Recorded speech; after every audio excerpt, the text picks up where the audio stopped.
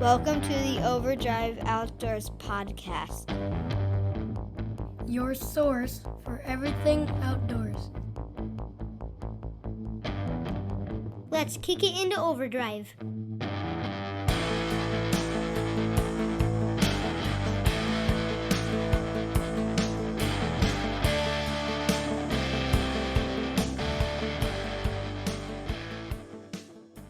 Overdrive Outdoors podcast brought to you by Predator Hunter Outdoors. Whether you are new to predator hunting or looking to upgrade your equipment, Predator Hunter Outdoors will have you hunting after the sun goes down. Carrying a full line of lights, night vision, and thermal optics, along with tripods, calls, mounting systems, and more, check them out at www.predatorhunteroutdoors.com or on Facebook at Predator Hunter Outdoors. Use promo code OVERDRIVE2021 for 20% off your order. All right, this is episode 5 of the Overdrive Outdoors podcast, and today we have Kyle Hansbarger from First Fight Tactical Solutions with us. Kyle, you want to go ahead and introduce yourself? What's happening? I got invited to come do the podcast. Backstory on me, right out of high school, joined the Marine Corps, spent 8 years in the Green Machine. I was a 0351, which is an anti-tank assaultman. So I launched rockets at tanks and did demolition and mines and all that kind of stuff. Got out of the Marine Corps. Well, towards the end of my enlistment, I became a close combat instructor. So I did that for the last year and a half. I got out of the Marines, used GI Bill, became a paramedic and a fireman. So I do that too. And then long story short, when I went to get my CPL, I sat in a room of 35 people and thought, man, the only one in this room that should have a gun's me. So I thought, man, I'm going to go be an instructor. And so thus First to Fight was born all of 13 years ago. And that has expanded literally from just doing one weekend every couple months to training your buddies to we're busy usually doing a training class 2 weekends a month. And then now we have a class 7 FFL and I've got my class 3 for the suppressors and stuff. So we're doing custom work. And then we launched 4 years ago, I launched the premium ammo line. Been focusing a lot more on that for predator hunting and stuff, which kind of brought me here. It was actually pretty cool because when I did the Predator Grand Prix last year, I think, the year before when I went up there, it was pretty cool to see all them guys come in and, there was, I forget, 100 and some dogs or whatever. And I think there was, 40 some dogs were shot with my bullet. So that was pretty cool to be up there and talk to a bunch of them guys. So yeah. I remember that. Didn't you offer a prize for whoever shot the most with your ammo or something? I gave them 3 boxes of ammo and they did with them. I think one was a quantity one or most dogs or something. And then we had some of the cool ones, man. Kyle shot a fox in the head with one I built at 300 yards. I was like, man, that's pretty good poke, and a small target to boot. Yeah. Yep. So it's been cool.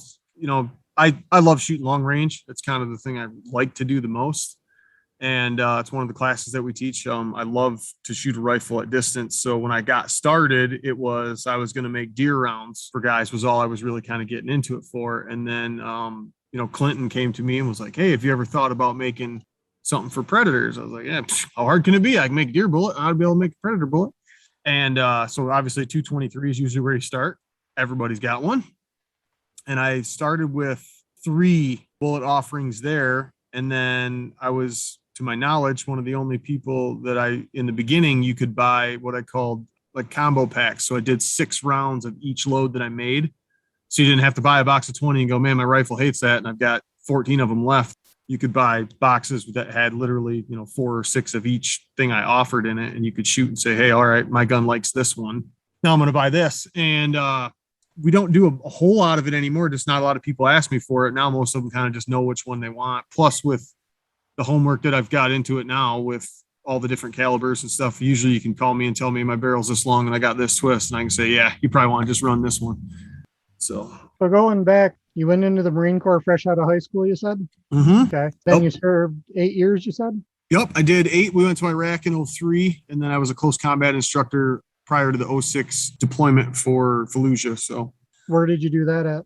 My close combat instructor was done down in Kalamazoo, the Army National Guard base right there. We did a 10-day instructor's course for that. And basically the gist of it was we realized after the first deployment, militarily, Marine Corps wide, that we needed to work on a few things. And, the Marine Corps is very astute on marksmanship. It's their big deal. Right. And what we weren't focusing on was, being comfortable with a bunch of guys walking around with loaded weapons all the time. We just hadn't been to war in a while. And so the whole course basically revolved around shooting and moving and being able to kill people in rooms about the size of a pole barn. So did you guys go do a bunch of training at the Mount facility? yes. We did a bunch in Alpena, and then obviously when I was out in Pendleton, and then we did some of the mountain town stuff in Lejeune when I was down there for the engineers course. So yeah, a lot of. So since you got out of that, then you came back to the civilian life, so to speak. Yep. You started First to Fight Tactical Solutions. Since then, have you taken any other courses to kind of keep yourself sharp and update your curriculum? Yeah. So what I've done not only that is the guys that I got 6 employees, and they're all of various skill sets and then different times of deployment and when they got out. So for one of our main ways that's been nice is you get guys that, just got out of the service 3-4 years ago. Right. And, hey man, why don't you come in and teach us what you've got there? As far as that, like the martial arts programs, I study with a couple different guys. And then my EMS side of it. So we do like a combat lifesaver class. So I've got buddies that are still in the Navy. So I get forwarded all the latest crap on that. And then I stick with doing that. As far as the guns go, once you're in this world long enough, this realm, everybody seems to know somebody that can teach you something. So yeah, as far as like commercial courses, I haven't really gone out and done a lot of that. As far as like NRA stuff, I'm certified for 5 different disciplines, and then one of the other instructors has got everything except his instructor to train the trainers. So yeah, we try to stay out there and moving on just about anything we can. So when you started First to Fight, did you start it by yourself, or was it a group of guys that started it? So I got the idea kind of on my own, and then I brought in one of the machine gunners that was in weapons platoon with me. Brad and I kind of got it going, and then that went for about 2 years or so. He took a job in Alpena, so it really limited his time that he could be around. So he kind of faded out a little bit, and then I built my shop. So I built my 40x60 shop, and then I actually got partnered up through Freedom's Finest Outdoors. I started helping them do hunting and fishing stuff for wounded vets. And lo and behold, that turned into basically like a hiring pool. I was able to actually pull some guys that had some similar experiences and knowledge. So I hired my first couple guys from there. And then since then, we've kind of just brought in, I've come actually full circle. I just hired 2 that were in my unit that both got wounded in Fallujah in 06. So that's kind of rounded it out. Now I started out, I had somebody from every branch of the service minus the Coast Guard and the Navy. And now it's pretty much all Marines again. So we tend to work hard to get along if we pick on the other services a lot. Right. You have to have really thick skin. Right. What all courses do you guys offer? Obviously you said long range, and I'm assuming you do CPL courses.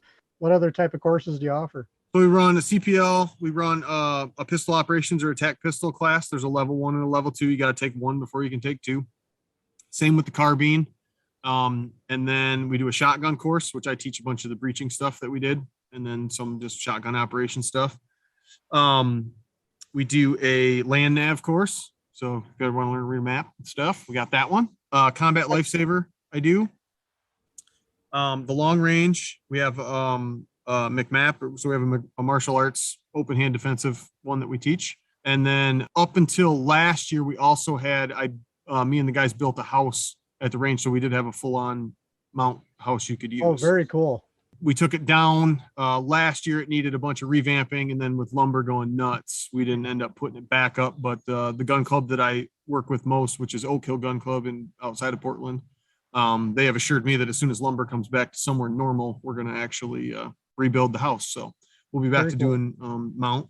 I also do a hybrid course for teachers and businesses. We do an active shooter, active response one. We've taught that at like Waverly High School and then some of the elementary schools, teach them some first aid stuff.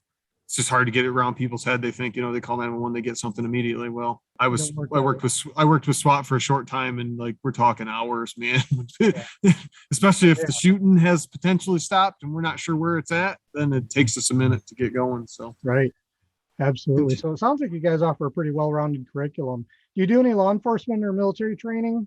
So last time what we had done for security, I've taught tons of security teams like for churches and stuff. We've done some law enforcement stuff. A lot of the cops that I've had have just been more like they kind of want to go into what the operation, like our pistol operation, obviously militarily is somewhat different than law enforcement side. Right. And, like you said before, there's always more than one way to skin a cat. The way we run a rifle is a little different than the way some people do. I've even had students that have been in that have taken classes like at MDFI and stuff like that. The way they operate a pistol is different than the way I operate a handgun. So it's nice to pull in those tools. And that's something I've seen too. I've trained with Delia Tactical. I don't know if you ever heard of them. They're based out of Fremont, and he actually does a lot too of heavy vehicle training all over the country for the military and law enforcement. Does a lot with the MRAPs and different stuff like that. But he offered tactical shotgun, tactical pistol, tactical carbine that I took. And then I've also trained up at MTC. So yeah, exactly to your point, different instructors, everyone has a little bit different take on what they teach and how they teach it. So I don't know. I've always been a fan. I started training in martial arts in 1988. Started doing competitive pistol shooting and stuff like that, probably early 90s. So one thing that I've always liked is to have well-rounded training. So seeing a little bit different from everybody, to me, just does nothing but to enhance your training. Sure. And that's why, when I first started, it was like, oh, I'm only going to work with Marines, because that's the guys I like. Come to find out, like when Jesse worked with us, he was with the 101st. The 101st did it different than we did it. Yep. No, not wrong, just different. Right. Will's our Air Force security guy. He did 2 tours to Afghanistan. The way they do it is just different than the way we do it. And so it's nice to have, that different thought process even. And some guys, it's cool, like with Will, with being security forces, their specialty more with what he was doing was more room to room and vehicle stuff. Like he spent a lot of time focusing on that, that operational set. When we went in 2003, it was convoy operations and how do you dismount from a vehicle and kill everything that's in your way. And it just was a different mindset. Sure. In 2006, it was buildings, man. How do you go from one street to the next street? So yeah, it's crazy to realize that even on your own team, you look at 4 or 5 branches of service, they're doing it different. Oh, yeah. Just because of, that's why there's so many different SEAL teams and stuff like that. Like everybody has their niche. This is what we're going to fall into. Yep, absolutely. So now going to let's go to the hand-to-hand stuff. Have you stuck with what you were trained in the military for your hand-to-hand instruction, or have you branched out to something a little bit more hybrid, so to speak, picked up other things? So yeah, I like to stick with the McMap for the most part. I have one of my buddies, Kent Nelson. He does a little more hybrid stuff. He does a lot of like sticks and knives and stuff like that. Which Prima and Cali? Yeah, like Cali, I know is the one he focuses on a lot. Yep. And for me, it's like it was cool to learn some of the stuff. On the other hand, it was like, well, I don't really carry a stick around very often. Right. So it's kind of like I get where you're at, but on the other hand, it's like, eh. And for me, the aspect I liked most, especially from the Marine Corps martial arts standpoint, was like ground fighting was something that we're just better at. When you start talking about martial arts, like, look, man, I'm not a high kicking dude. I'm a 6 foot tall fat guy. I don't kick real high. Right. I can kick hard low, but I can't kick you in the face. Right. But if I can get up close to you where you can't punch me and we can go to the ground, I can start doing something about it. So I think it was more like, as I tested a few of those fighting styles and stuff, I went, well, the way I'm built and the way I like to fight is this way. So this is the one I'm going to try to perfect. Not that there's not a better way to learn it. Like the Mastro defense system, I think there's actually some cool points to what he's doing. On the other hand, some of it, when you watch some of their training stuff and you go through it, you're like, well, how much is this guy just doing what you want him to do? That's the hard part about any martial arts stuff. Like when you're working on it, your partner's like, okay, this is what's supposed to happen. Well, until you go out and actually fight somebody who's not going to move his hand when you just slap it. Sure. It's hard to know what really actually works. But oh yeah, absolutely. That's my first martial art that I trained in was Okinawa Te Karate, and then I also went to Aikido and I did Iaido. And that's one thing that you see a lot in Aikido, which is it's kind of similar to Jiu-Jitsu in the regard to, when you watch it from an outsider's perspective, you see everyone's just going with the flow when the person's doing the technique. But what those people don't realize is if those people don't go with the flow, there's a potential there for injury, broken wrists, bad fall, whatever. So I think people get a little misrepresentation from the outside looking at it. And that's one of the things that, again, I did too, is I studied a bunch of different martial arts. My preference was always on practicality. I'm a small guy. I'm not very big and I have a big mouth. So I found myself a lot of times getting picked on, bullied, whatever, starting in high school. So I wasn't interested in the sport aspect. I'm like, what can I do to protect myself if I need to? So, over the course of my training, I studied several different styles. I really kind of took to heart Bruce Lee's saying, take what is useful, discard what is not. Yep. And, I worked private security. We did crowd control. We did a little bit of VIP protection. And, once, like you said, once you actually use it, you start to learn what works, what doesn't. For And, sure. like I said, get rid of the stuff that doesn't work. Use what works good for your body style, your temperament, even conflict resolution. Some guys have a knack for it. Some guys don't. And, use every tool that you have at your disposal that works for you. Sure. That's what I liked about the McMap part of it. The Marine Corps was just a big thief. All they did was go around and went, well, what can kids about 18 years old figure out how to actually use? And they went around and just stole from all these different styles and went, oh yeah, I like that. Oh, yeah, that's probably not going to work. But one of the big things that you guys probably had to work on when you learned that style is also you're doing everything with a combat gear on, right? Combat mode. I mean, that's like a samurai wearing all his gear. I mean, it's a totally different style of how you have to do things because you have all this stuff on you. It limits your mobility, it's added weight and everything else. So I imagine they tune that specifically to, what a soldier or, is going to be wearing. So that's pretty interesting aspect to it. Yeah, I like that's one of the fun classes too. One of the things I laugh the most about is when you try to teach somebody how to fall. I never realized how hard it was for people to fall down. I'm like, man, you guys are just got your head right. You're gonna break your neck, right? Especially when fall down. Themselves. Yep. Yeah, absolutely. It's natural to try and protect yourself. Yeah, that's what everybody does. Yep. It's like, man, you're gonna break your wrist for sure. Yep. And one of the things I noticed too, we used to teach self-defense. We did specifically women's self-defense courses, and one of the things that we always, I shouldn't say always, but the bulk of the time we had a challenge with was getting people the right mindset. Oh yeah. Especially with women, they can be kind of hesitant to actually use enough force to stop an attacker. I mean, we used to teach striking vital points with effective strikes. And, you say, okay, we're going to teach you a technique to attack your opponent's eyes. And they're like, ooh, I don't want to do that. It's like, well, wait a minute. And the thing that shocked me was every now and then in class, you'd get a woman that says, well, I wouldn't do that. I'm like, well, the point of this training is you're defending your life or your well-being, your child's life or well-being, your family's life or well-being. You want to come out with the advantage in this situation to do what it takes to save yourself or save this other person. These are the types of things that we're going to teach you to do that. And they still didn't want to, they didn't want to do it. Basically, it kind of ooged them out, for lack of a better term. Sure. You see that a lot? The one that I have a harder time convincing them to do is like guard and mount. Like to try to convince somebody that, hey, when it's going bad, the best thing you can do is bring them closer to you. Yeah. And for them to realize, like, you mean you actually want me to basically invite them into my personal space? Yeah, it's a lot harder for them to strike you with any type of force if they're in there close. Well, not only that, but I think if you look at teaching a woman against a man, it's very intimate. And I think sometimes there's a little bit of discomfort there. Sure. And when back in 1993, when the UFC first came into being, I started getting into more of the jiu-jitsu and judo stuff. And that's one thing that even myself working with female partners, et cetera, it takes a little bit of getting used to on both parties going to the guard or the mount because it's intimate.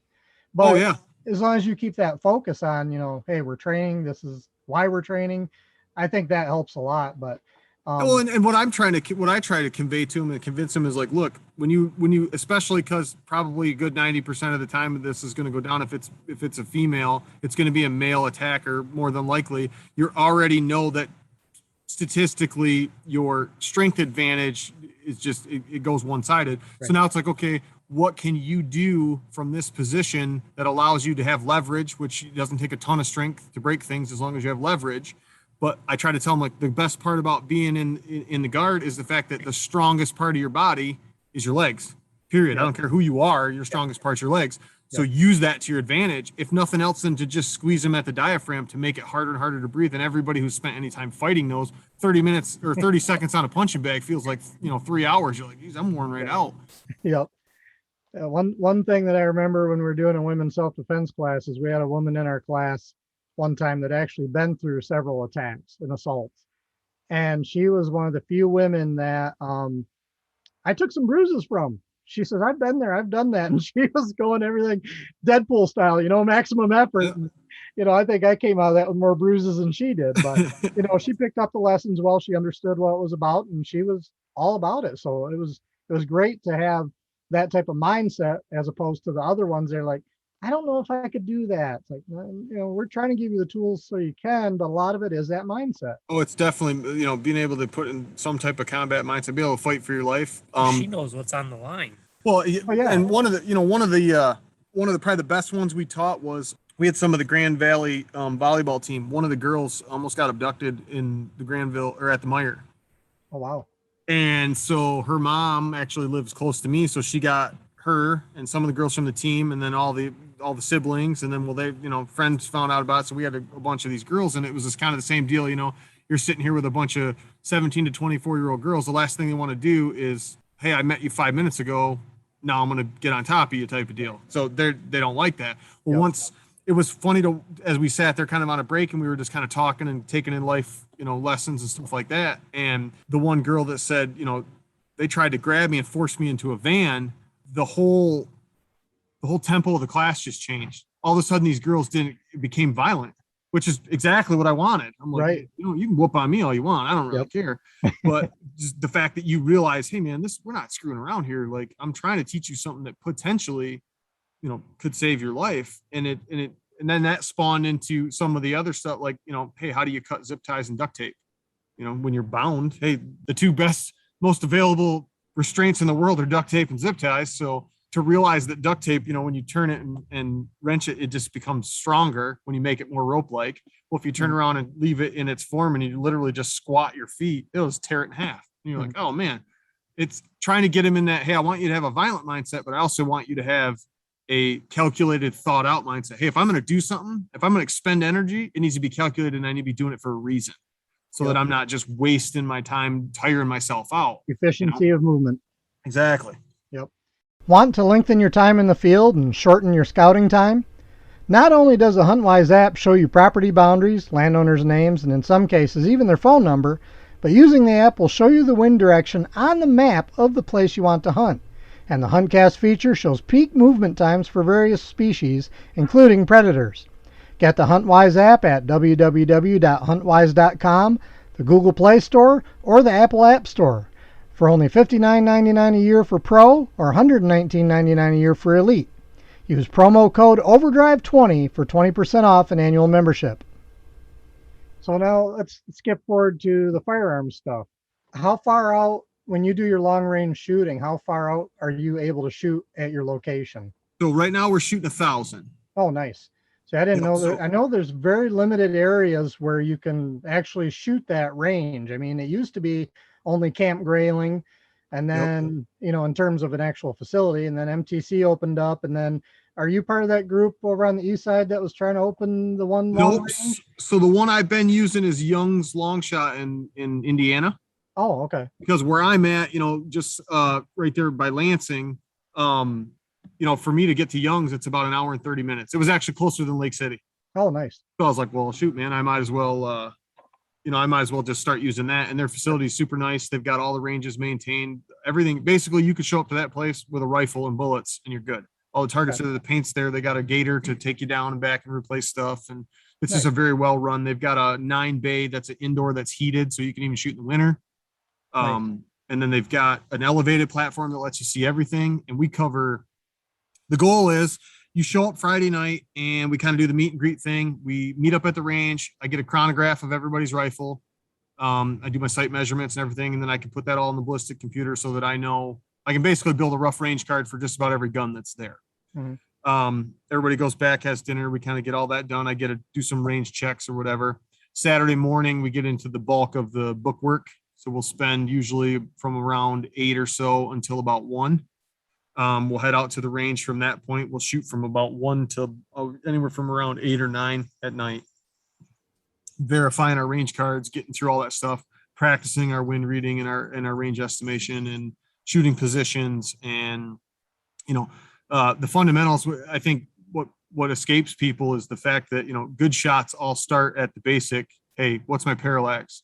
Am I set? Am I level? When you tell people, hey man, 3 degrees of cant, is a 10th minute per 100 yards. They're like, what's that mean? You're like, well, Right. at 3 degrees of cant, if your bubble's off 3 degrees at, 1,000 yards, it's 10 inches, man. It's a miss. It's a miss. And Yeah. you're going, oh, wow. Now that makes more sense. And, when you start laying it out in deer hunting terms, especially, you go, hey man, that's the difference between a shoulder and a gut right Yep. there. 10 inches is definitely doable. And, then we start making our targets smaller and you start getting guys that dog hunt. It's like, dude, 10 inches and you ain't going to touch nothing. Yep. And it's literally all from what's crazy is, especially with all this tripod shooting, because I incorporated that these last 2.5 years that I've been teaching it. I've brought tripod shooting in. It was something Nice. I did if we had time and guys were really competent and we went into it. Well, I brought tripod shooting in and I like to take them out to about 600 if I can, because, most guys that hunt aren't going to shoot much past 4 at something, Yeah. And that's if you're lucky in Michigan. Right. There's just not a spot around here to really reach out there and do it. But, some of these guys that you see on, that I've watched you guys, that I follow all this stuff and you see these guys going, yep, I pegged one at 300 yards. Some of that, you start to realize limitations, one of the caliber while you're down there, or forgiveness of the caliber. Like I love guys like, oh yeah, man, I just hit the woodchuck target. I'm like, yeah, you're shooting a 6.5 Creedmoor. You're not impressing me. And even that, and it's, first and second focal point is huge. Yep. Getting guys that all thought, I bought this, $600 scope and it's a sweet scope. And it's like, look, man, it's in second focal plane. Now, Right. Does it have its advantages? Heck yeah, it does. If you actually do, if your scope runs out of elevation and you turn yourself to half power, you effectively double everything that's left in the scope as far as, mills go. So now a mill's not worth, 3.43 or whatever. It's, now worth 6, almost 7. So it's like, oh, okay. Well, and then you take that into consideration. Cause I had I shot with a second focal plane for a long time before first focal plane became like reasonably priced. Right. And, with my second focal plane, even finding, teaching guys how to find a true minute of angle or a true mill, hey man, like my second focal plane scope, you try to mill everything at high power. Well, I come to find out I'm milling everything and I'm getting worlds different than everybody else. Well, come to find out my true mill was actually at 11.5 power, not 14. Mm-hmm. Well, the only way to know that is to draw out a mill sheet, hang it up at 100 yards and match up your dots and then Right. shoot your movement and go, yeah, I'm raising exactly this much. Yep. So, and then Sunday rolls around. So the goal for Sunday morning is we get out there, everybody's, tired and had a good time. And we go through our cleaning regimen. I show everybody how I take care of rifle. And then we kind of go over like, for me, I don't know any of my buddies that were in the program that were enhanced marksmen, and the few guys that I know that were scout snipers, nobody's ever hunted man with a clean bore rifle. Just not smart move. Right. Okay. I would never spend $4,000 on an elk hunt and head out there with a clean bore rifle. It just wouldn't happen. Yep. But that said, after we go through the regiment, we talk about fouling and, what copper does to the barrel and what carbon does to the barrel and how and when we remove it and that kind of stuff. New this year, August will be my first run of it, but we have always done a clean cold bore shot. So we'll start out and I have you range your own dead space target. So I put out some man targets on the range. We know our known size of the target. So that teaches you how to range with mil dots and actually do the conversions and do the math and do some ranging. Cause range finders are neat, but batteries suck and they always die when you need them. So we do that. We do the wind call. I have them dial their own stuff. And then the goal is by the end of Sunday, you can read your own wind for the most part. Obviously we're going to have errors, be able to dope something with the scope, have a good range card that functions and be able to land a shot. And so this year I've added in where you'll be able to pay. I've got patches made. So now for $1, you can buy in and I got 500, 800 and 1,000. You can choose your one for $1 and take one clean cold bore shot at those ranges. And if you hit, you get a patch. If you don't, Nice. come back next year. Right.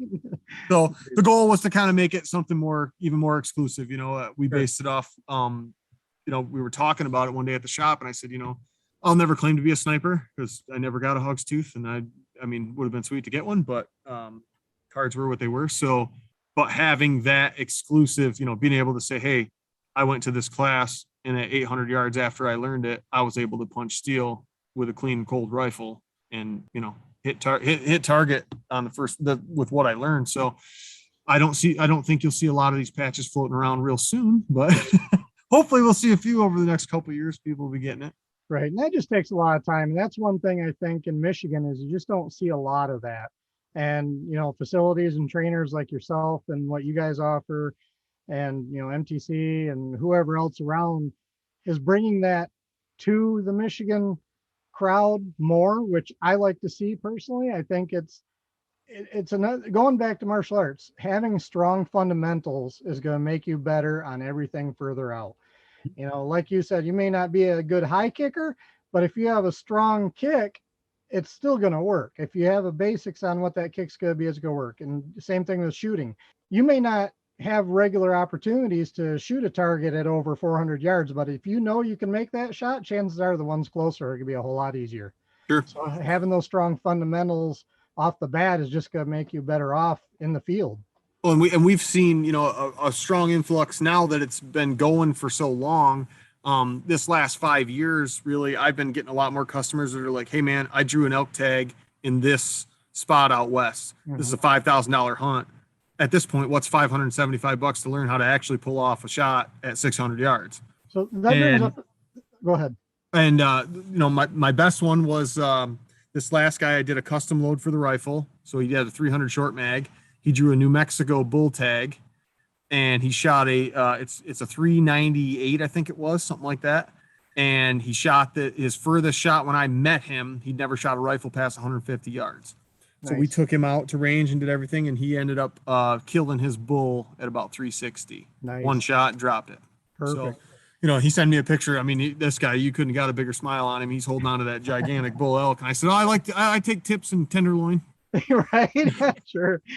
That brings up an interesting point. We went out to Wyoming 3 years ago with we went out, myself and Joe Mintz, one of our other teammates, and we visited the Best of the West facility out there. Have you ever heard of them? It rings a bell, but I don't think refresh me. They used to have a TV show, and that's what they specialized in, was long range hunting. And they came out with the turrets that were one of the first ones that were ballistic compensated turrets. Yep, I remember. And they were specific, back then, like when they had the TV show, and I got their DVD series here. They primarily used Burger bullets, and their favorite calibers were 243, 7 mag, and 300 Win mag. And I don't remember the brand of scope they used back then, but when we visited them, they had switched to, I think it's like a Husqvarna or something scope, which is a new deal on them. But they teach classes specifically for hunters, for long range hunting. Is that anything that you've thought about doing? Yeah. Or So do you feel your class covers that anyway, so just come to the regular class? Well, that's kind of where my focus was. Obviously, even when you're teaching self-defense, you're not out there going, hey, the goal is to shoot human beings. But I mean, the fundamentals will go in either direction. But yes, my focus currently anyway is four-legged critters anyway. Okay. So what I'd love to see sooner than later is I want to find a spot to train that has some hills to it. Mm-hmm. That's our biggest drawback is, this state, and then, Ohio, and because there's a spot in Ohio you could shoot a mile. Right. That's all well and good, but if it's all flat ground, okay, I can go hunt antelope and, in South Dakota, no problem. But, when you start talking about anybody that spent any time in the mountains, knowing about, updraft and downdraft and what a finger does to you and what a cut does to you. And, you might be shooting mountain to mountain and it's only, effectively a 480 yard shot. Mm-hmm. But with the amount of weather and ballistic changes that have gone on in 480 yards, where in Michigan, you'd be like 480 yards, I'll do that every day, right. But that shot, you're like, man, I hit a tree above him, and you don't realize what that weather's doing to you. I'd love to get out and shoot more. I'd like to find a place to shoot in the mountains is what I'd like to do. Oh yeah. But that's the hard part is I think, fundamentally, there's just really no great way to teach it. The thing I do love about the place we use in Indiana and why I've stayed this whole time is the way they have the range laid out. There are 3 different sections of woods that are on both sides of the range, and they start and stop in different spots. It's the only place I've been able to find multiple crossing winds that would simulate something like an updraft or shooting across a cut or something like that, where you can say, oh yeah, my wind call, you could look downrange and say, oh, my wind call is 1.5 mils. Yeah, but did you take into account the freaking 3/4 of a mil you're getting in the other direction? So all of a sudden, you're trying to do this math and you're like, all right, my wind call is really only 3/4 of a mil because everything's crossed over. Yeah. And that's, I tell everybody in the class, we tell them all weekend, I tell you, anytime anybody talks to me, weekend shooters study ballistic tables, marksmen study the wind. So, if you can shoot in the wind, you can shoot anything. I mean, even Chris Kyle said it in his book, I was just a monkey behind a gun. The technology is here. Yeah. So, being able to, shoot my rifle across a Doppler chronograph, which is, in my opinion, the cat's butt right now. I love that tool. I can't believe I waited so long to buy one. To be able to look at that and go, all right, I know exactly what my rifle's going to do. Mm-hmm. Pair that with my Kestrel wind reader that already keeps my applied ballistics tables in it, and scroll down to what I want and select it. I mean, if I know the range, it's going to tell me exactly what to do. Now it really becomes up to wind at that point. Can you adjust for the spin drift in the wind and actually hit something?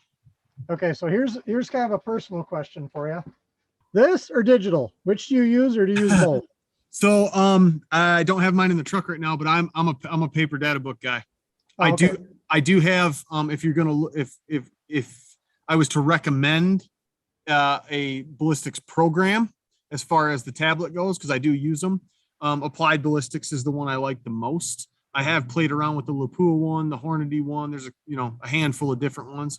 As far as features go and comfortable with using it and the ability to draw up range cards and change things on the fly, the one I used on my 3/4 mile shot was the Applied Ballistics one, because it would factor in what I wanted. But as far as data books go, Impact data books, I think, are the best ones. As far as companies go, for a ready-made one that's somewhat caliber specific, what I like is the first 6 or 8 pages cover all kinds of stuff. It's got all your formulas in it, your conversions from metric to to US.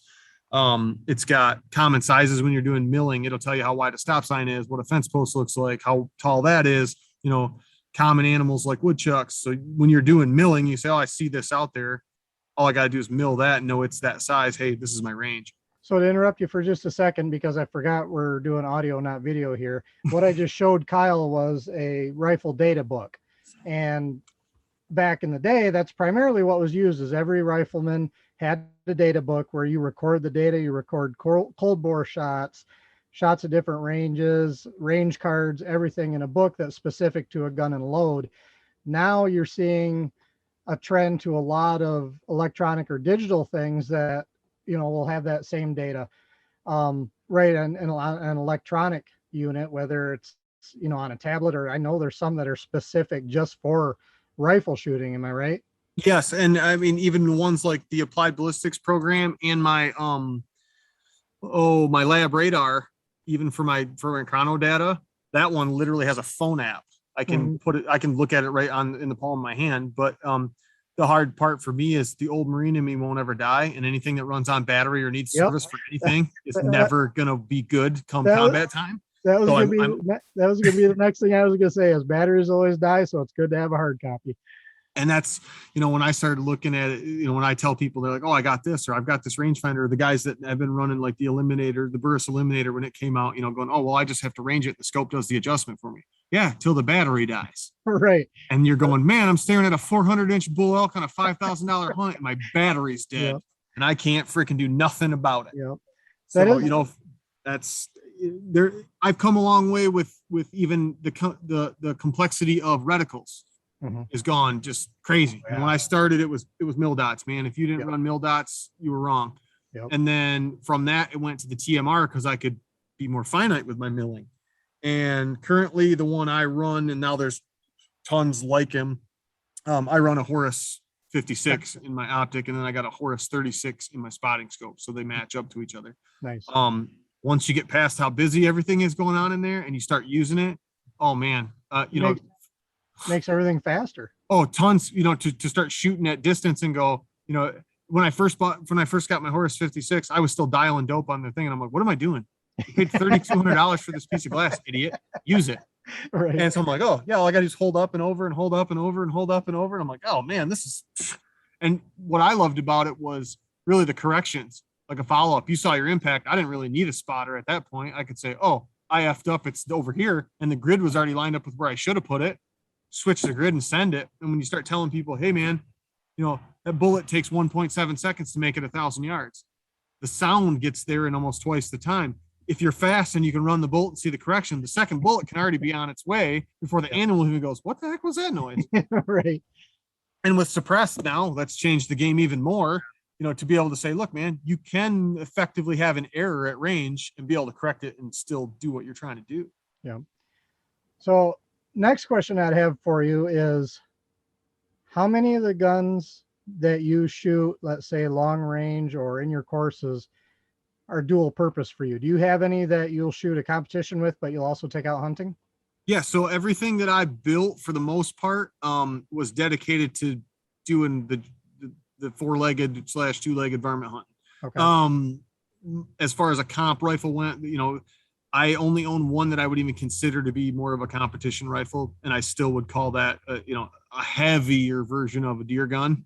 But yeah, most of the stuff that I run was built for the purpose of harvesting animals.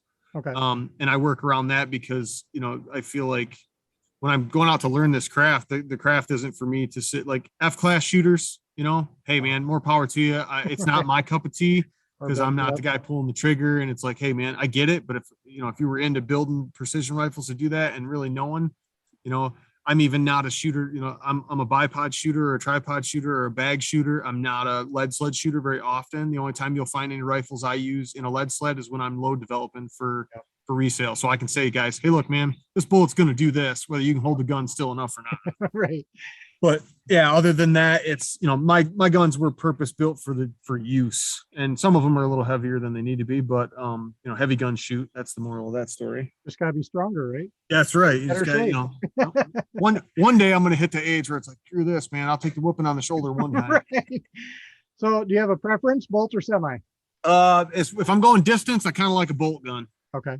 I feel like, in my opinion, pressures stay more consistent. Mm-hmm. Just because, that said, I have shot lots of gas guns out to range when we first were monkeying around with the 6mm Creed bores in the gas guns, the short one, or 6mm Grendels rather, in the gas guns, which I think is an amazing cartridge. It blew my mind when I started helping them guys go through that. I was like, man, this is sweet. I was holding, 8.5-inch groups at 900 with a gas gun. I was like, man, this is sweet. I think the more important question is, if I'm going to do a gas gun, is it direct gas or is it gas piston? And as Mark LaRue said it best, if you want to shoot range, nobody in the military shoots a gas piston gun at range. When you think of the fundamental reason, when you're like, hey man, you're hitting the rod with a hammer, is what you're doing. Right. Okay. And when he outlines, he's like, yeah, the AK is basically a gas piston gun. It's not accurate at range. You look at a direct, you look at a direct gas gun like the AR-15 or the M16 or whatever. It's inherently accurate because it builds steady pressure to the rear. Yeah. So yeah, if I'm going to do that, if I'm going to go gas gun, it's going to be a direct gas gun. Myself, for semi-autos, obviously it's AR platforms, what I'm most comfortable with. It's the ones I like, but it's not to say I can't shoot anything else that's in a semi-auto version. I've even had guys take the class for like deer rifles and stuff, as long as I like getting with with the students before we get down there and say, hey man, what are we working with? So that I can tell you honest to God, hey man, don't waste $575. You're not going to make it. Or, hey, yeah, that gun will do what we're asking, but don't expect to hit ranges much past this. And as long as you know that, and I've had guys come down and say, look, I brought this 20-inch 223 with, 77 grain bullets. What's my odds of going $1,000? Can it happen? Yeah, it can happen. Conditions are going to have to be pretty much perfect for us to do it. But I can tell you that out to 700 or 800 yards, I can get you on steel all day long. Yeah. So as long as we know what we're getting into when we start, and you have a realistic expectation, then, we're going to have a fun time. I love the class most because when you start talking about classes as far as instructor, time spent, you literally, when I meet you Friday night, we barely part ways for the next 2.5 days. We go to dinner together, we're hanging around the hotel, we eat breakfast together. There's never not a time where somebody doesn't go, all right, man, riddle me this one. and we're sitting there having a beer after, it's 10 o'clock at night. It's like, we're always there. So as far as, bang for the buck goes, I don't think you get any better than that. And I usually limit the long range to 8, and we typically run somewhere around 6 guys. So you get a ton of, well, you have 3 instructors. So you'll end up, it's basically, you got one of us for every 2, for every shooter spotter. So you get an awful lot of one-on-one with us. I feel like it's probably, as far as money goes, your best value, especially if you're headed somewhere to hunt at range. So one more personal question for you, and then we'll go on a little bit more to some more of your business. What is your favorite cartridge to shoot right now for hunting, predator hunting? So when I predator hunt, I know the 223 gets a lot of dogging. I like shooting it. For one, I own a bunch of them, so that's helpful. If I was to pick another rifle to shoot at dogs that I didn't already own, I would probably do anything in a 6mm family. Okay. I feel like the bullet flies super flat. Most of the time they're super consistent. Like even the 6mm Creedmoor surprised me with, I knew it would probably be really accurate because the 6.5 is, and the 243 does good. And I figure you pair the two together, you're doing all right. But I would, if I was going to build a gun right now to hunt dogs, it would either be a 6mm Grendel, or I would build a 243 to hunt with personally. Right. So now on your business side, obviously, the industry itself is experiencing a crazy amount of shortages on components. I'm sure you're seeing that as well. Yep. But prior to that, when things were still, we were living in the salad days of all that stuff, what was your number one selling ammunition that you guys offered? I actually sold probably the most 224 Valkyrie and 22 Nosler were probably the 2 I sold the very most of, next to 223, which for us, 223 is kind of a bread and butter. I was making that no matter what. But as far as the kind of the cartridges that were coming out, that were outside the box, as far as the small family went in the 22 cal, it was those 2.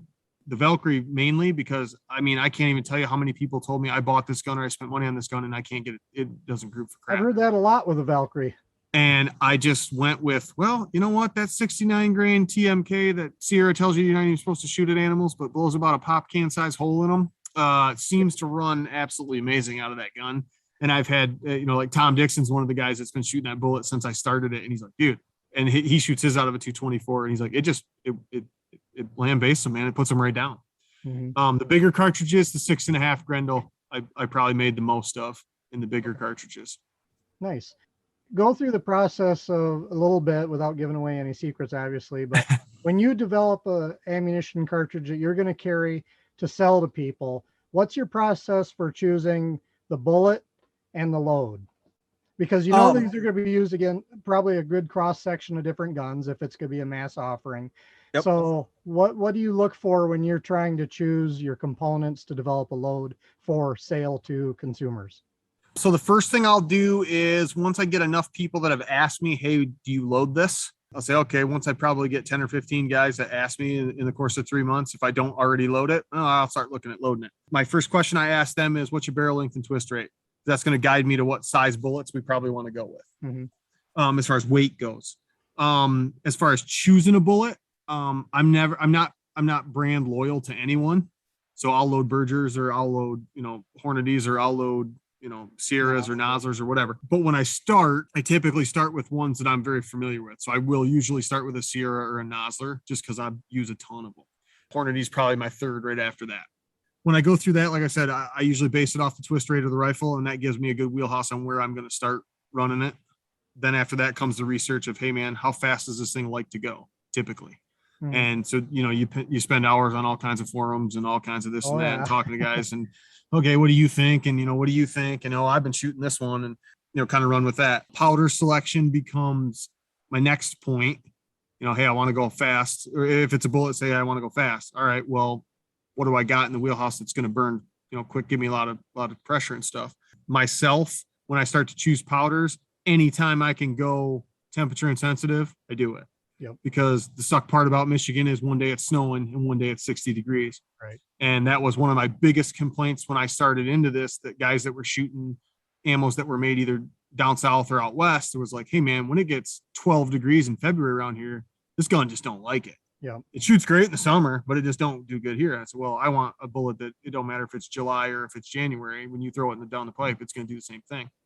So if there's an offering that'll give me that, I'll try to go that way. If there's not a main offering that gives me the speed, I still may pick a temperature insensitive powder over a powder that gives me speed, just because of the environment that we're in. Hey, you know what? Yeah, this bullet might run 200 feet per second slower, but it's always going to run 200 feet per second slower. Be more consistent. Yep. And so then when I start my lot to lot stuff, typically for me, the hardest part will be when it becomes exotic is finding a rifle to test it in. Mm-hmm. So most of the stuff obviously that we offer already, either I owned it, the company, like the 6mm Grendels, those guys sent me a barrel, or I've got a buddy that owns one. So we kind of start there. Typically what I do is I look at my max OALs and I back off, a 1,000 or so, or depending on what we're at. I try to work somewhere right in the middle, because usually any distance gun likes to be closer to lands and grooves if it can get there. So I'll sit there and go, all right, well, I'm going to work from there. And then I do mine in 2/10 increments as far as powder goes, and I do 10-shot groups. Okay. And then once I get do ladder testing?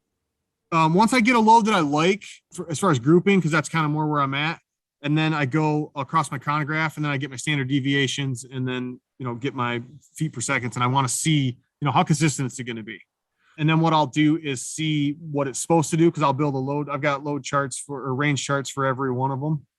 So then I'll go through and say, okay, well, at 200 it's supposed to do this, 300 it's supposed to do that.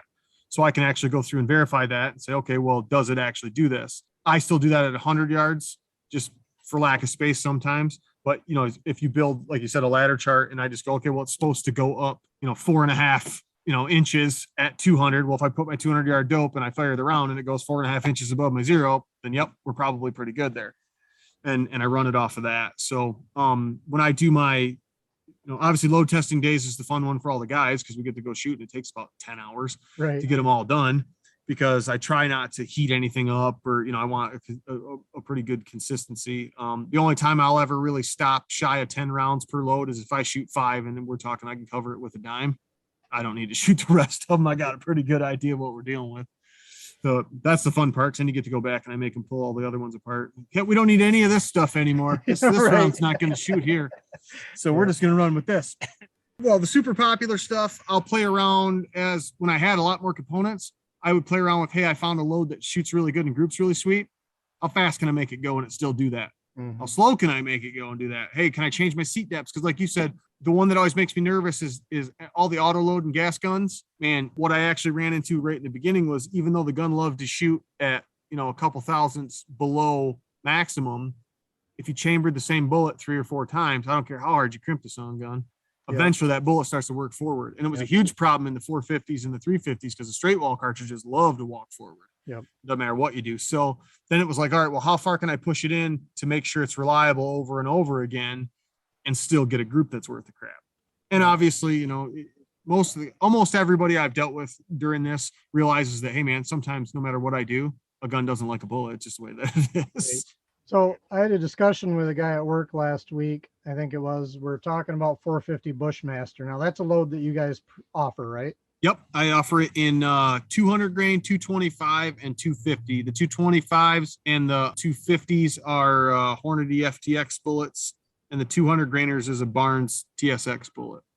Okay. Now the customers that have used the FTX bullet, have you gotten field reports back from them? Because I've heard a lot of mixed reviews on those FTXs. So I'll give you the trade secret on the FTX bullet that I found. So one day we were drinking beer in the barn, and that's when I had my best ideas. I was sitting there going, it's a 45 caliber bullet. A 45 was never meant to go 2,700 feet per second. And you'll never convince me that it was. Yep. So I turned around and I actually went to the bottom of the load spectrum on that one. And I slowed that sucker down to about 2560. And man, did I get blood trails. Oh yeah. I started getting a bullet. I got it a chance to open. Okay. And the guys that have shot them since then, most of the guys are telling me, man, I watch it fall down. Or, I can at least go down and go, okay, I can track it. It was the same problem. The 350 runs across some of the same problems, and it's the FTX family, because I'll load for the 350. I load a 147 XTP hollow point, which it wreaks the havoc. Mm-hmm. I load a 165 FTX bullet, which does a great job. There's just not a ton of blood. I load a 170 and a 180 that are like a spear point bullet. Okay. So they work good. But last season was the first time before I released the 165s, I hunted with the 165 the whole season. Every year I shot died, but I had to play around with my load data because the first two that I shot, even though I watched them fall, they went literally 50 yards with no blood. When I got there, it looked like a bloodbath. There's blood everywhere. But that's hard when you're hunting swamp and thick stuff. If you're hunting edge of field, it's no big deal. I can watch the thing run off and die. It's no big deal. But yeah, the Hornady bullet was not a friendly bullet to start with. I don't know why the FTX just didn't open good, but when I slowed it down, it did way better. The Barnes bullet doesn't have a problem. You can run that sucker pretty fast, and it will definitely play the hate. Yep.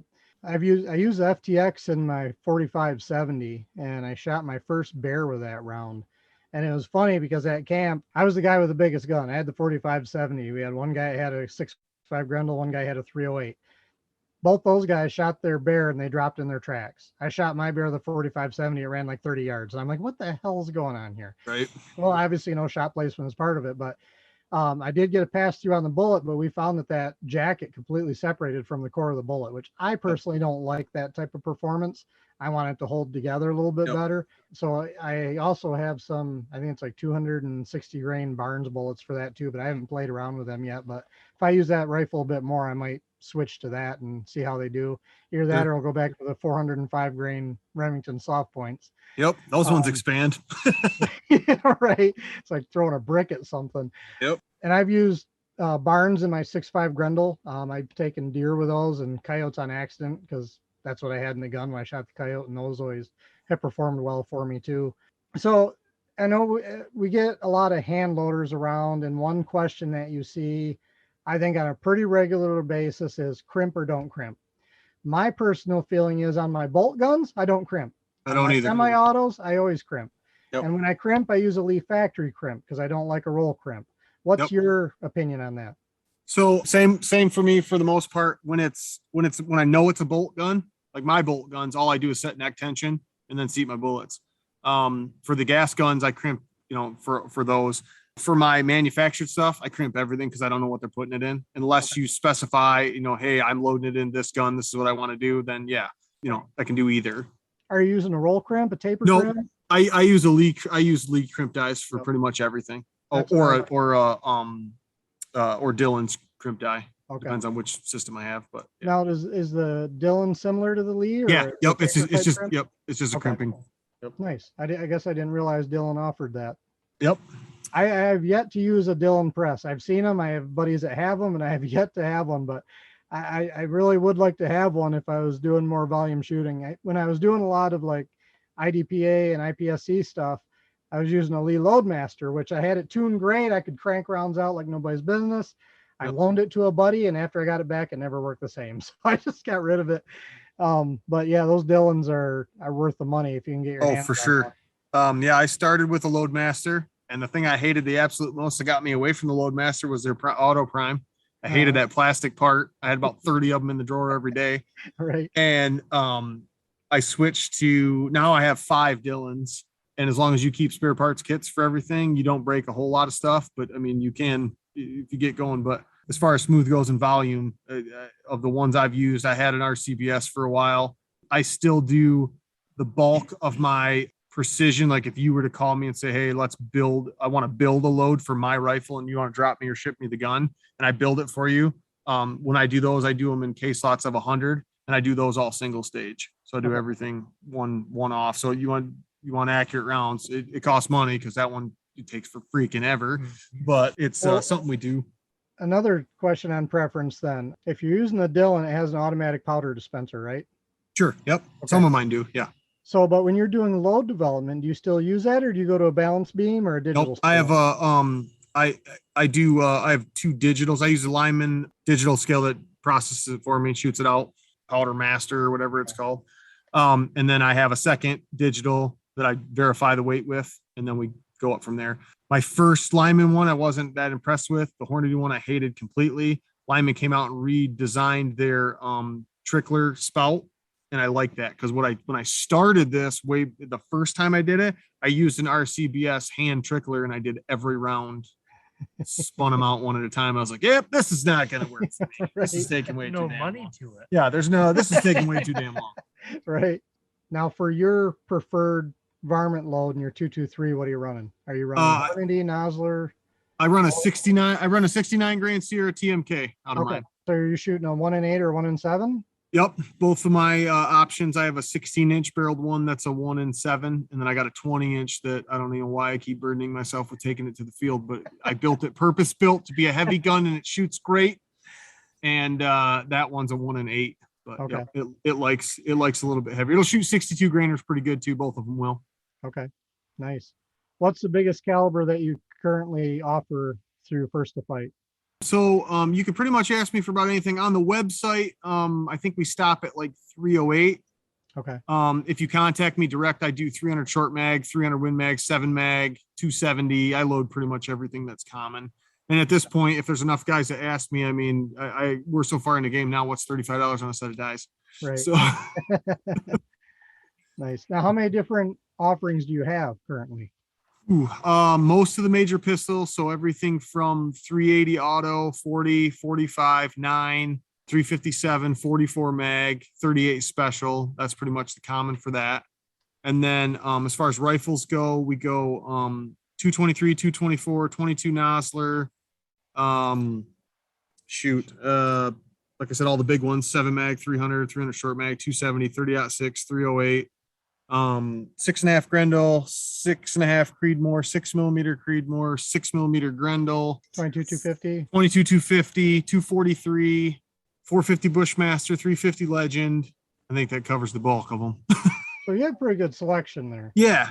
Now, would you say right now pretty much everything in general is hard to get, or have you found some that you've been able to get your hands on easier than others? So the common stuff, the 22 caliber stuff, starting to come back. The 9mm stuff comes back. Most of the bulk stuff is coming back in that kind of stuff. 30 caliber has really not been a major problem as far as bullet goes or brass. So anything in 308 family or 300 win or 300 short mag, I can load it. Mm-hmm. My problem there has been primers and powder. Yeah. And that's, I think, across for everybody. The best thing COVID did for me is I have load data for about 20 different powders on about every cartridge that I've made, because it's like, oh, I can get 6 pounds of this one. Well, let's make a load for it. Yeah. So yeah, that's one thing I've seen too, is powder and primers are just nuts. I mean, I work with several major distributors, and every now and then you'll see someone post on Facebook, hey, Powder Valley has primers. Well, I'm at work, I can't get on there, and of course by the time I can get on there, it's gone anyway. Yeah. And then two is just finding people that aren't gouging you on prices on it. I mean, wholesalers, from what I've seen, the prices haven't changed a whole lot at the wholesale level. I know some manufacturers have had like a 3-4% price increase, but what you're seeing is actual retailers or distributors. Midway's bad for it, and there's a bunch of other ones out there too that, primer $60 a brick. It's like, wait a minute, why is it $60 a brick? I don't know. It just seems like gouging to me. the hardest part is what I've discovered through the whole thing is that with your sales reps, as far as wholesale goes, the squeaky wheel seems to get the grease.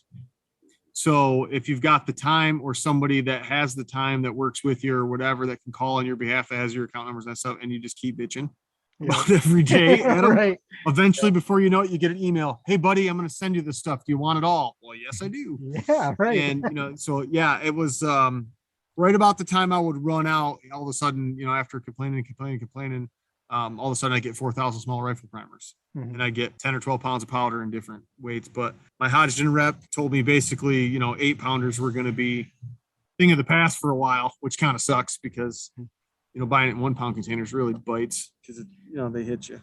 Have you ever tried any military surplus powders? So I haven't really gone that route. The ones I've been looking at recently that don't seem to want to take any new products is like Montana powders and some of them guys that are running. I'm finally at a point now where I'd like to buy it in like 55-gallon drums if I could. The problem is, hazmat. Keeping that much on hand is a little bit dicey. Fire marshal is not your friend. Yeah, well, luckily I'm on the fire department, so we're all good. Right. But Pull some string. yeah, it's pull some get her through there. But yeah, it's as far as finding bulk and retail. The good part about military surplus stuff is it's usually pretty good stuff. It's usually their Hodgdon 335 or Fargett, or they don't skimp on. They usually use really good powder. As far as it's good stuff. yeah, I've never really kind of gone. I did look for a while. I was doing early on. I was bidding on like brass, which would be when we were doing a lot of bulk 223 and stuff. I would get my brass through government surplus if I could. The problem I started running with that is like it's all sight unseen, and you end up with a whole lot of shit that got ran over by a tank. Right. And you're like, this is pretty much useless. That's Right. awesome. And yeah, it's all stuff nobody wanted to pick up. Right. And I tell you, the big game changers were a power trimmer was pretty awesome. Mhm. And definitely a press with a swedging station made life a heck of a lot easier when you start talking about bulk stuff. So Right. I know when this pandemic first started and some of the powders started drying up, like in the Grendel, I like to use 8208 XBR. oh yeah. And that was getting hard to find. I couldn't find it hardly anywhere. So I did some looking around, and there's a couple of websites I use, Pat's Reloading and gibrass.com. And they had surplus military powders. And one of them was supposed to be the equivalent of H335. And I looked at my load data and they said, yeah, that'll run in that. So I'm like, shoot, I'll grab 8 pounds of that just in case I can't find XBR. That way I have a backup. And luckily I did find some XBR, so I haven't had to crack into that, but I do have it as a backup. For my 50 BMG, that surplus powder was the cheapest way to go on that, using H5110. And then back in the day, WC846 was real popular. And you could buy 8 pounds of WC846 for like $50. And it was the same load data as BLC2. And I still use that in my 223 for my hunting loads. And that stuff runs good. Occasionally you'll still see it pop up, but the prices went up on it to where now it's not that much cheaper than commercial powder. So, I mean, when I can find it, I grab it if I think it's going to work, just because that way I have it. Oh, absolutely. And it's when you start telling people, when they're going, oh, have you seen any of this? And you're like, dude, I buy powder like hundreds of pounds at a time. And that's the best way to do it, though. Otherwise, you're getting jacked on shipping and hazmat. For sure. Well, and then even like some of these powders, like I said, being able to expand and start looking at some stuff that I've never really, looked twice at. Like the NS powders, was it Vitori or something like that? They're kind of expensive. That one's a little bit more expensive. Seems to burn good. Seems to shoot pretty good, but I can't justify the cost in it when I'm getting, almost the same performance. The one that was a real good sleeper for a while that kept me really making rounds was IMR's 4166, which burns just about like Varget burns. Oh, nice. And so it was like, oh, well, nobody's using this. I was buying that, 40 some pounds at a time. Right. Yeah, nobody knows about it yet. And all of a sudden I was like, yep, everybody figured it out. You can use now it's gone again. For everything. Right. So, yep. That one's been my, between that, Benchmark was another good one that would run in just about anything. Mm-hmm. Because obviously once I start, for me, doing as many loads as I'm making, if I can find a powder that I can run in a bunch of stuff, well, shoot, man, then it justifies me buying 60 pounds of it or whatever. Right. And then that was like with Varget Benchmark or 4166, I could run it 308, 243, 22, 250. I could even run it 223 if I really want to slam it home in there. Yeah. But I could run almost all my big cartridges on that and go, man, this is sweet. I don't have to change over. All I got to do is change my powder measure. Right. But yeah, as far as like my powder runs go for when I'm making the rounds, I use Dillon's powder bar, and then all of mine have powder checks on them with powder check stations and stuff. And then obviously, I usually run 100 through, and then I'll check about every 20th or 40th one and be like, hey, let's dump one out, see if we're still running what we're running. Now, what about your packaging? Has that been hard to maintain, getting that stuff for your packaging? It was for a little bit. It's been kind of up and down. Anybody that knows that's been ordering for a while realizes that we've gone from like the smoke colored case, which I really liked, to like lime green and red and just about anything MTM had on the shelf. So I could get it and make them. But, that was one of the things that, I think a lot of guys, I took that from the duck hunting world because I love to duck hunt and I hate boxes of shotgun shells in the water. They don't get along good. So I was running MTM cases for shooting birds for a long time just because of the water factor. And I thought, you know what, I'm going to do the same thing for the predator loads and the deer loads, because man, nothing sucks worse than a cardboard box of shells falling apart. It just sucks. So you And don't offer any shotgun ammo right now, right? not right now. I actually started looking at presses, but with the way things are right now, finding 209 primers and bulk shot has been really tough too. I mean, bulk shot went up from like $20 for 45 pounds to like $45 for 25 pounds. Like that's a little bit steep for me. Yeah. And for me, it's like, target load. There's no money in target load. Even when they, got it around at $12 a box, there's still no money in it. Right. Where I'd be making money would be a predator load or a buckshot or something that mimicked TSS or something for turkeys, would be something that I'd actually feel like I could make some money on. But so has your client base grown on a geographical level? I mean, I know obviously you probably have a fair amount of business in Michigan, but has really expanded beyond that? Yeah, the website helped that a ton. I've shipped as far west as Colorado, and I think I did one to like Idaho, somewhere right there close to the border. Texas, Florida, all the way up through the East Coast. Nice. I've got some guys, and then Dakotas are big. Wisconsin's pretty big. So yeah, it's been really cool to actually. Have you had anyone try and buy from another country? Nope. I don't deal with that. The only guys I've had that I've had to tell no to is like Alaska. Alaska's been tough. Yep. And then California, same, because I don't load any solid. Yep. So I have to tell them, hey man, I'd love to, but I can't. So why not Alaska?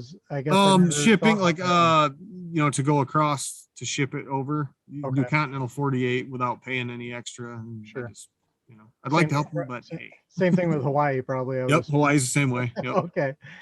Yeah, I've that whole deal with California, the lead-free ammo, and I tell you what, that scares me when you see them trying to push that on more of a national level. I really hope that never happens. No, I always makes me laugh. I said, okay, so I can't shoot a lead-based bullet at an animal, and I can't shoot a lead-based shot at a bird. But if I want to throw them at fish all day long, I can put the lead actually in the water. And don't give them any ideas. I might try and change that too. Okay, you idiots.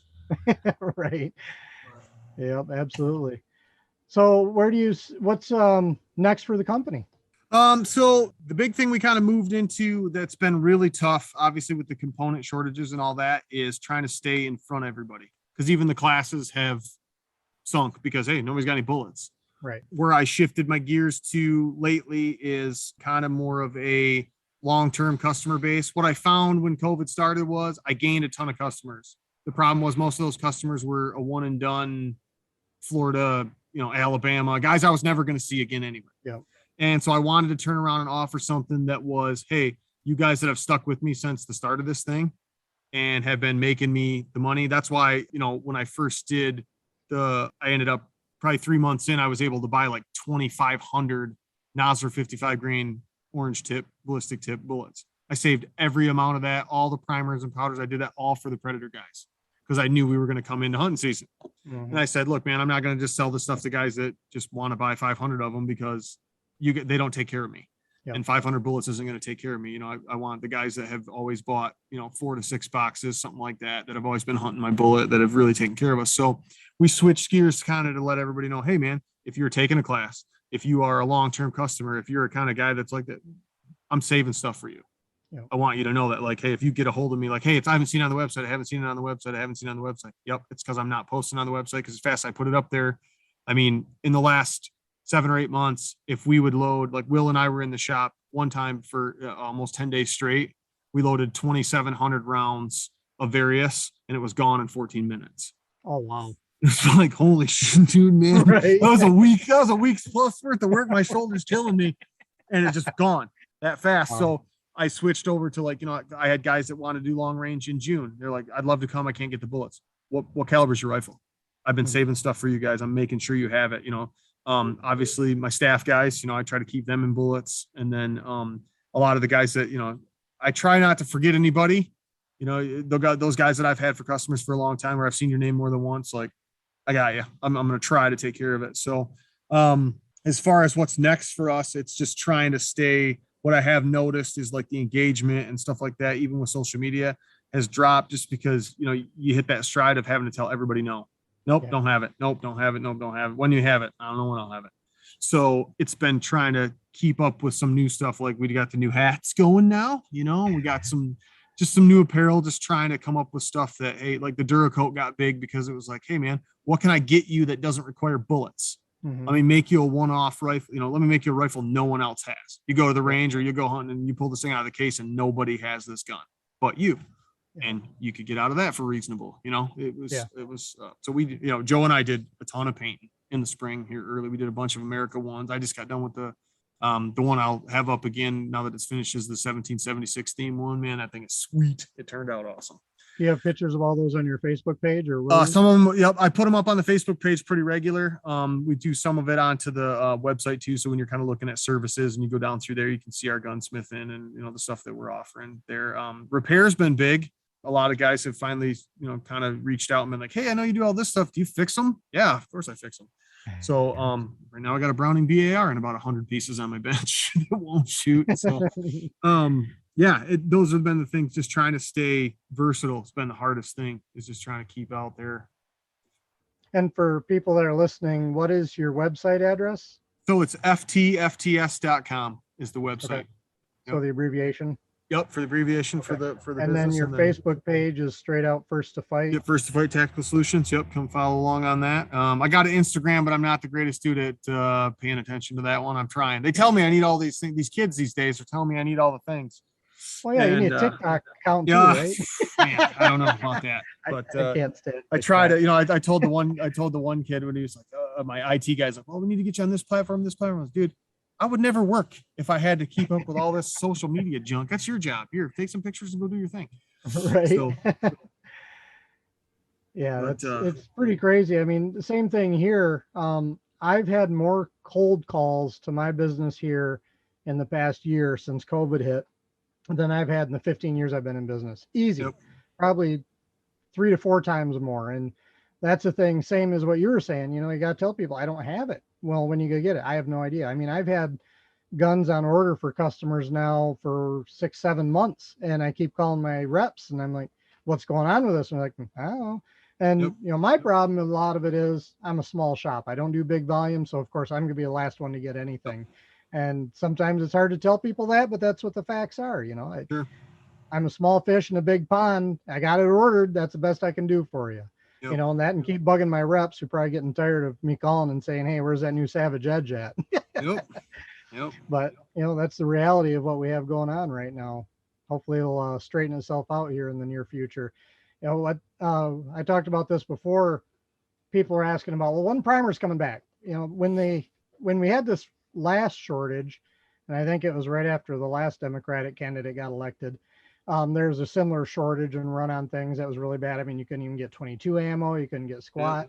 But like in terms of primers, we could get wolf primers like all day long, and Cheddite and a couple others. Well, Powder Valley put out an article about that saying, well, because of the import restrictions and export restrictions due to COVID and all that, we can't even get the imported stuff like the wolf primers. So it's hit even worse this year. Well, I think what people don't even realize is, stuff that I've learned through this, the bulk of our primers are imported. Mm-hmm. A lot of that stuff comes from the Italy. Powders are too. So in the powder, and then that's the next thing is most of the powders are, a lot of the Varget and the Hodgson brand, a lot of the stuff comes from Australia. Yep. And not only do we have COVID, but Australia had tons of wildfire. Right. So I mean, they're already behind. They were behind the 8 ball before the thing even got going. Well, didn't one of their big plants burn up too last year?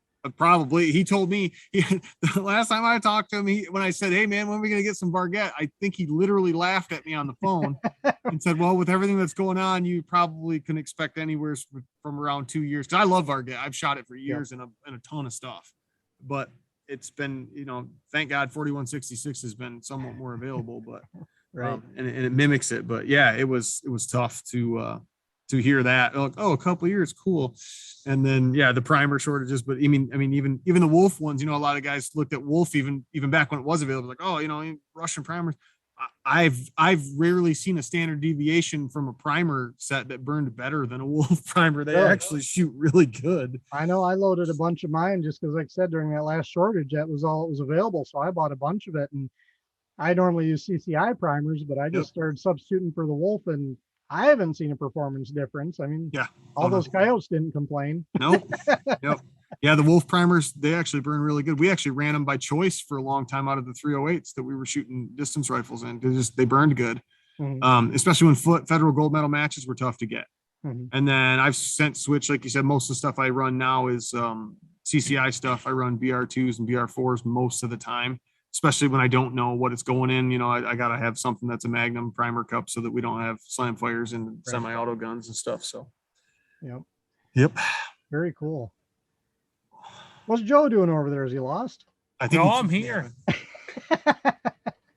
you guys never showed up. What do you say? About enough for a night? Yeah, I don't want to hold Kyle up all night. I'm sure he's got a little bit of a drive to go. Yeah, a yet, little so- bit. Yep, about an hour and 15 back. That's okay. Give me time to meditate. Right. No, we'll call it a night, and that'll be episode 5. So thanks for joining along. Thanks for listening, and subscribe wherever you're listening to, and we'll hope to see you next time. All right. Thanks, Kyle, and thanks, Joe.